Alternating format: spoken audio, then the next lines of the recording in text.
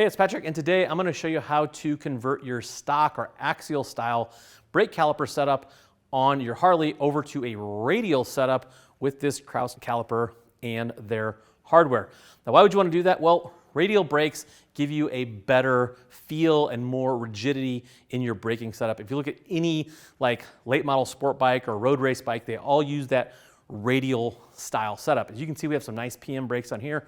We're going to upgrade those. Now you can buy radial calipers from Kraus, from Performance Machine, they're aftermarket companies that make them, or you can just score you a set of radial brakes on eBay off of a takeoff from a wrecked sport bike. All you really need to know is this dimension here, which typically is 108 millimeters. Kraus makes both 100 millimeter and 108 millimeter, but most of those brakes you're going to get are going to be 108 millimeters. This is a pretty simple install. You're just going to need a few hand tools, which we'll link in the description below.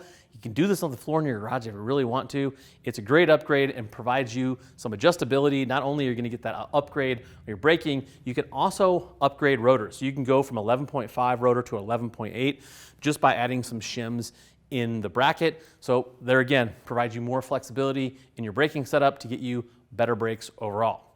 Let's get to work. So we need to get our old caliper off. Like I said, we have some nice PM brakes on here, but we're going to take them off. Now for us, we're using a 10 millimeter socket. It's probably what you're going to have on there. It could vary a little bit. And you can see I got some shims in here. We may or may not need those for our bracket. What we're going to do is we're going to pull these two bolts out. We're going to let our brake hang. So now we're going to mount our bracket on there, and there is a left and a right, but you really can't mess it up. It only goes on one way. We're going to take the hardware we just took off, and we're going to put it on here, but we're not going to tighten anything up. And the reason we're not going to tighten anything up is because we need to mount our brake on here and see how that caliper lands on this rotor, because it could be a little too far in, a little too far out. We'll have to reuse some of our spacers to get it directly in the center. But for now, we're just going to loosely mount stuff. So we got our Kraus hardware. In our case here, I have a 70 millimeter bolt. It's going to go through the caliper like this.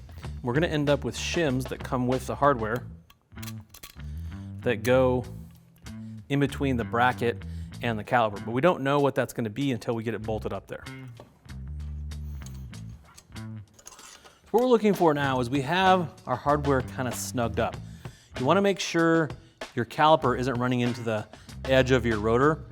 And then you want to make sure the rotor is centered in the caliper. So it looks like we're going to have to use a little shim here to keep everything centered this way, and we'll figure out how many of these shims we need in here, which looks like we're going to need a few for the top and a few for the bottom. You want to err on the side of this being a little bit too loose. You definitely don't want this to be too tight up against that rotor. Now that we have that figured out, we can put our shims in, throw some blue Loctite on here, and we're going to torque everything 28 to 38 foot-pounds.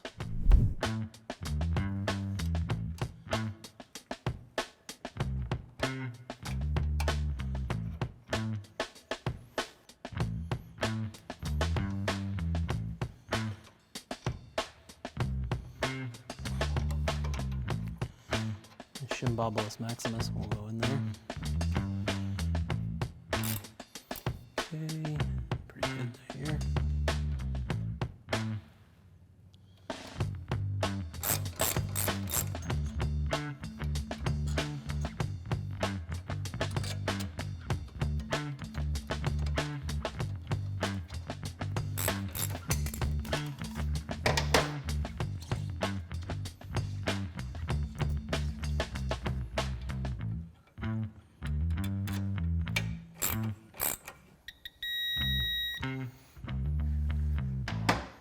Now that our brake's mounted, if you have a dual disc bike, you'll obviously do this to the other side.